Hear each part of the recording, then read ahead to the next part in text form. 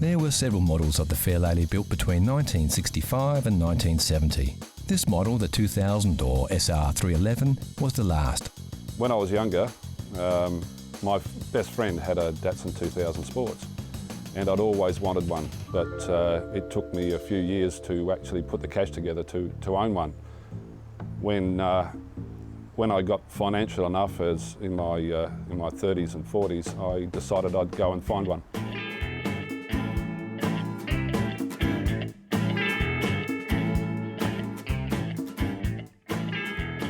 Robert purchased this car from a magazine while he was overseas and didn't expect the car before he bought it. This turned out to be a bit of a disappointment, as the condition of the vehicle was poorer than he first thought, and rather than use the car as a daily driver, he chose to restore it. The restoration process for this car entailed a complete body off and stripped down to bare metal.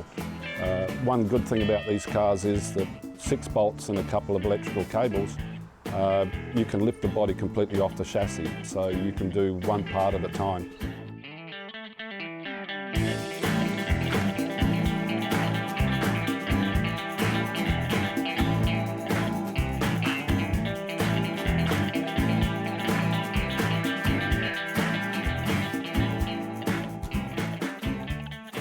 Robert's car had the chassis completely stripped back and powder coated. All new suspension components were fitted, and whatever needed to be replaced on the car was replaced. As they had 3 cars in the workshop at once, and as this vehicle was to be Robert's daily driver, he chose to use the best parts from the 3. And considering this Datsun Roadster has been on the road for 15 years since its restoration, it's a credit to the work done to see it still looking so good. The Datsun 2000 Sports has a 5-speed gearbox, a 2-litre 150 horsepower engine, and will happily cruise all day at 100 miles an hour. Reliability was also a selling point. Originally designed to compete in the American Sports Car Championship in a 12-hour Sebring race in Florida, the 2000 Sports was built to endure long-form racing conditions. This racing pedigree has withstood the test of time, and these little Datsun Roadsters are famous for their up and go, while other roadsters of the same era are often breaking down.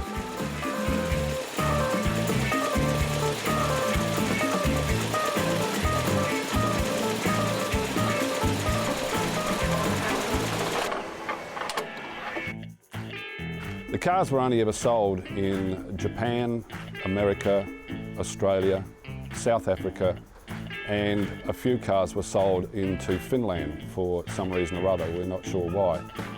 But there are about 30-odd thousand sold in the States, 2,500 sold in Australia. And these days, very, very hard to come by good examples. Most cars in the 70s were thrashed pretty hard by young guys because they were cheap to buy. They went quick, so people bought them, crashed them, and now most examples that you buy have been rebuilt a few times, and they're full of plastic. So it's very hard to come by a very good car.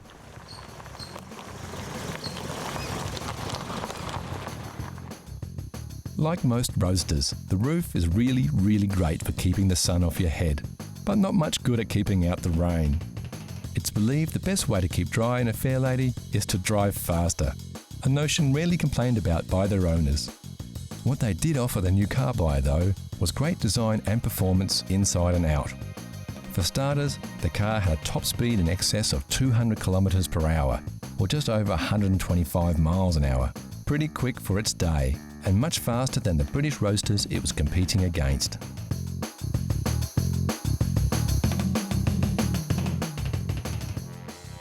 This was most likely due to 2 factors. The buying public was still infatuated with British roadsters from MG, Austin Healey and Triumph, and pricing was competitive. Also, the Japanese car maker had yet to cement its reputation as a quality car builder, and it needed time to develop and prove its product would last through the years.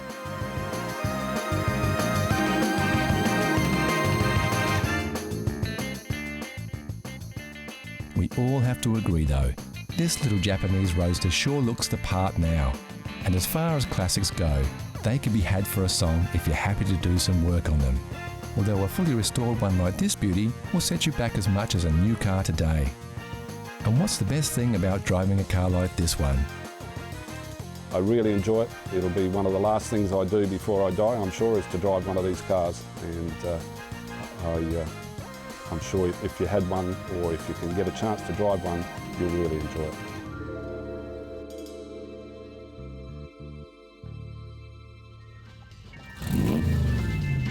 Here's a challenge for all you classic car fans. Know Your Chrome gives you a peek at some close-ups of classic chrome. Look at the shapes. Do you recognise the lines? Can you tell which car sports this shiny styling? It's too early for clues, but we can tell you it's a car, it's a classic, and it's very, very cool. Look closely, and we'll give you more hints later in the show. Next on CC, the Classic Car Show. A barn find that's made it back on the road. A Porsche great of tomorrow, and a groundbreaking US classic. The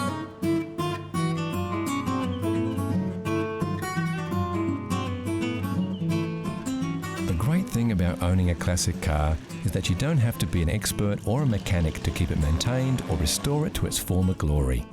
With simple 4-stroke engines and basic electrical systems, classic and vintage cars are relatively easy to work with, and almost anybody can roll up their sleeves and get a few jobs done.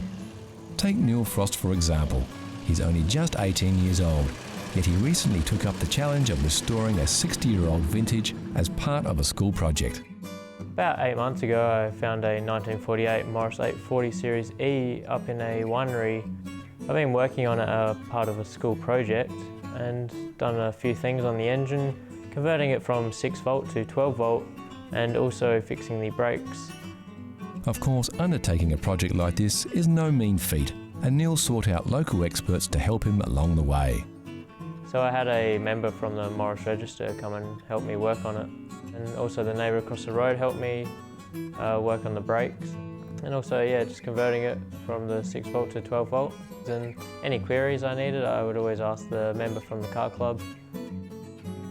As with any old car that hasn't been maintained for years, it's important to make sure the brakes are in good working order before hitting the road.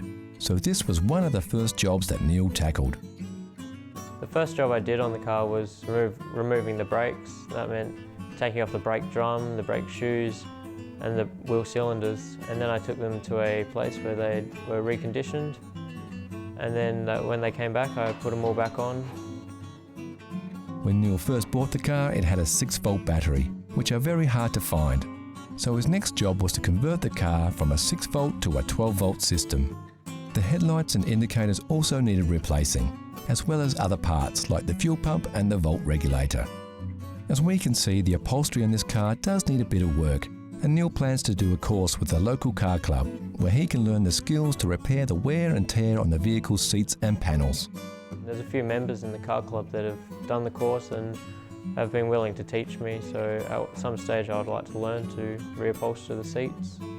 One of the reasons Neil chose to work on a Morris 8 was that, although the car was built in 1948, it's still relatively easy to find spare parts. Luckily, many of the parts on this vehicle are the same as those found on its successor, the incredibly common Morris Minor. Parts are generally inexpensive and easy to find on the internet, so it's a good car to work on as a beginner. Yeah, it's a good car for a beginner to work on. They're very simple, not too complex. The modern cars like today are there's wires everywhere, and they're very hard to sort of get your hands in, where these are just straightforward. You've got the engine, wheels, just pretty much what a car is. One day Neil plans to spend some time on the bodywork by removing an odd dent and even giving the whole car a respray. But for now, Neil's just happy to have completed his project and got the car roadworthy. The best thing about working on this car was that I got to finish it, and now I get to enjoy driving it. As it was easy to work on, it didn't take too long, and now I can just sit back and enjoy driving.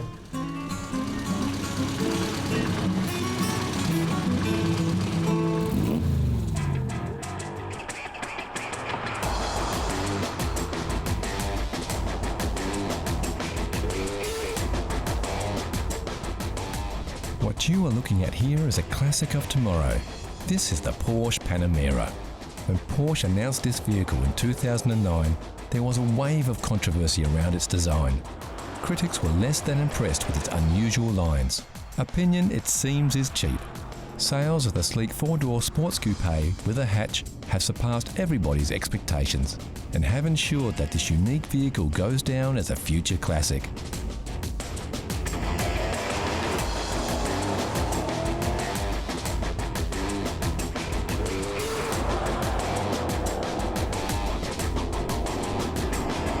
So why is a four-door hatch so popular?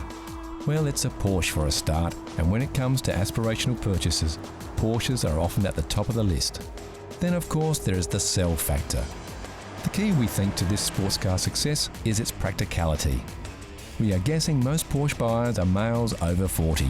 Therefore they often have wives and kids. So what kind of sports car can a family man really buy without looking selfish? Here it is, the Porsche Panamera, today's classic of tomorrow. And why is it a classic of tomorrow?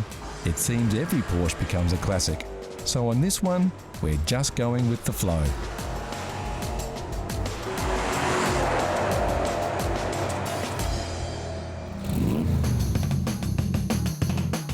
What you are looking at here is a Lamborghini Miura, one of only 300 or so left in the world.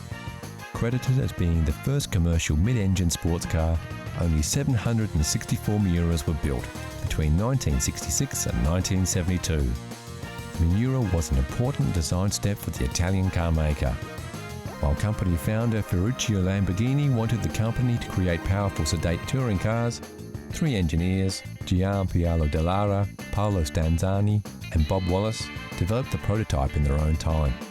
It went on to be a hit in the 1966 Geneva Motor Show, and body stylist Marcello Gandini got most of the credit. The Miura was a vehicle firmly placed between decades. Classic 60s styling combined with some 70s experimentation. This resulted in a car that was truly unique. Some consider the pop-up headlights to be a fad of the time, but in actual fact were a necessity. For the car to be legal in some countries like the USA, which had regulations on minimum headlight height, rather than restyle the body, the headlamps would raise up via small electric motors.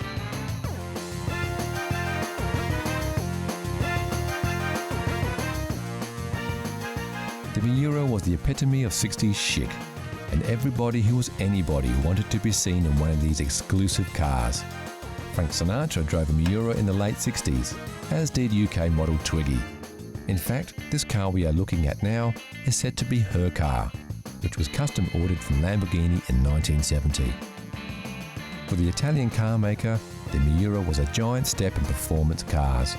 There was such demand for the vehicle, the company could have kept selling them well beyond 1972 when they ceased production. So why did they stop? Well, Lamborghini was a small, boutique car maker who couldn't produce more than one model at a time, and they had a worthy successor in the wings, the Lamborghini Countach.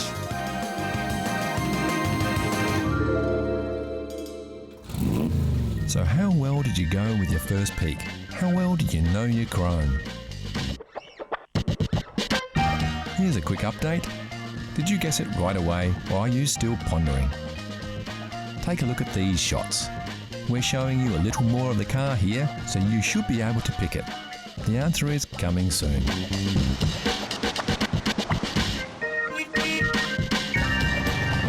Next on CC Classic Cars, we reveal the Know Your Chrome mystery car, then it's over to wine country to catch up with a nice red.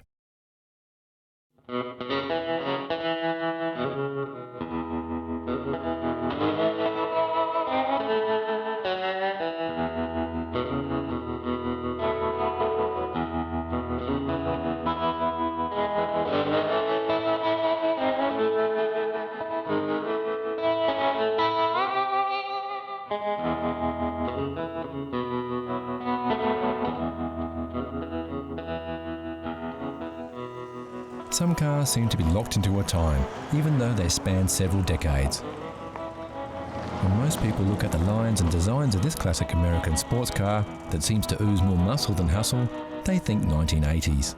Surprisingly, this incredible example of a Corvette Stingray was built in 1968.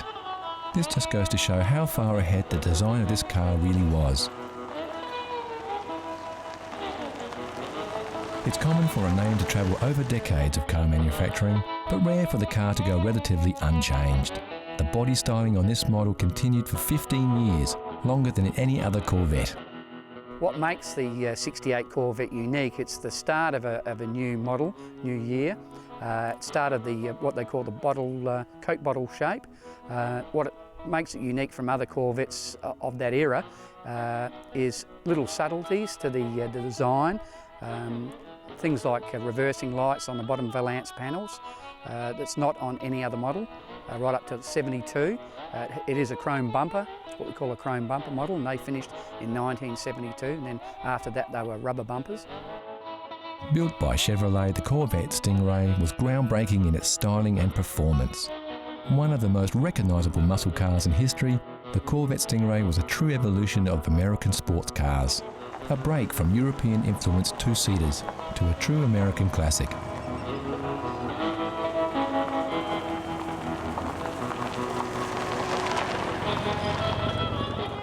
So how does this car differ to many others of its time?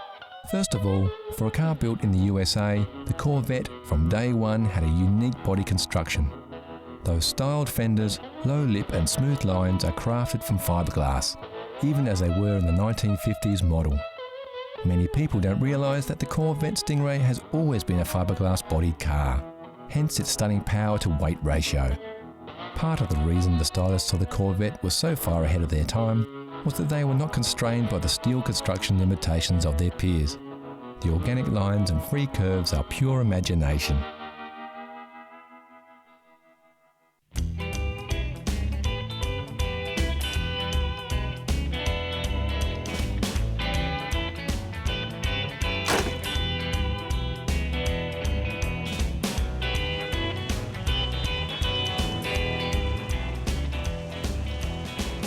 Many fans of the Corvette Stingray grew up watching American television shows, where the car often had the starring role.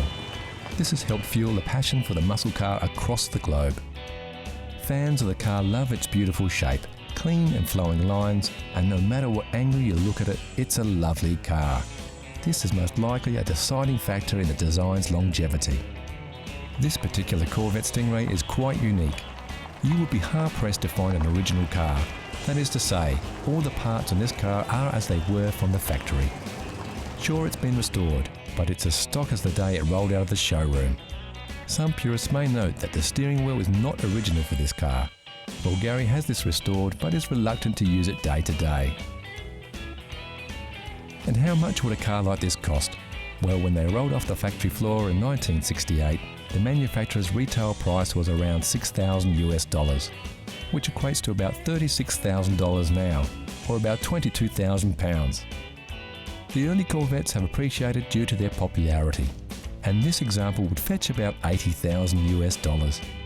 There are some very rare Corvettes that have sold for more than $800,000 US, but these are few and far between. The power plant under the hood is also a little unique. It features a Holley triple 2-barrel carburettor, or tri-power carburettor on a big block engine. The motor in the 68 Stingray came in several different varieties of 427, a small block and a big block. It also came in different horsepowers. Not only is this a big block, but also the 400 horsepower model.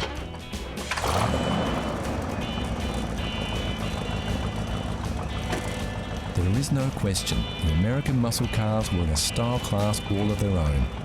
While the European car makers were staying small and sleek, the muscle cars were all about looks and a powerful performance.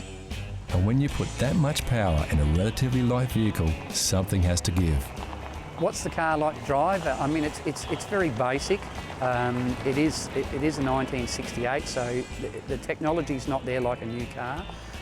But it's like sitting, once you're in there, it's like sitting in a cockpit of an aeroplane. You're very low down, and the bonnet is very, very long. So it takes a bit of getting used to see over the front. In a straight line, it's magnificent. Out in the open road with the top down, it's a lovely free feeling. It's not that terrific when you come to cornering. It's not a good cornering car. The back end tends to want to swish out or sway out a bit if you give it a bit of gas.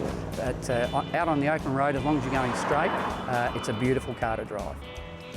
It's not every day you see a car over 40 years old rolling out of a winery and feel the twinge in your neck as your head turns just a little too far. It's cars like the Corvette Stingray that help keep the passion for classic cars alive.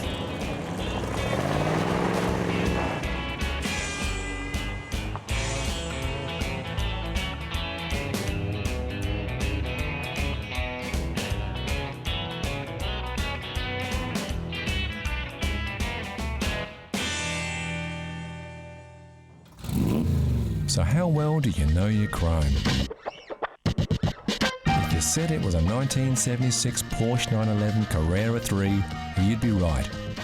The classic 911 shape has held true for decades, starting way back in 1963.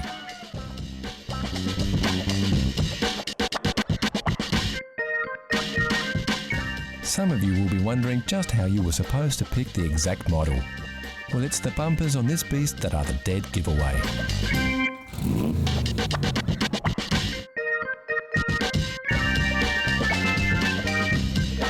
It seems we are surrounded by classic cars.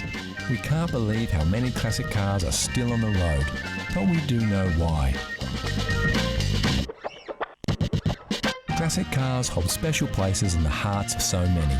Memories of visits to the beach as a child, buying your first car, or getting into the seat next to Grandad as he warmed up the engine of his old clunker. Few mechanical things can evoke so many emotions and memories and give lovers of old metal a chance to relive the past, a past preserved in CC, classic cars.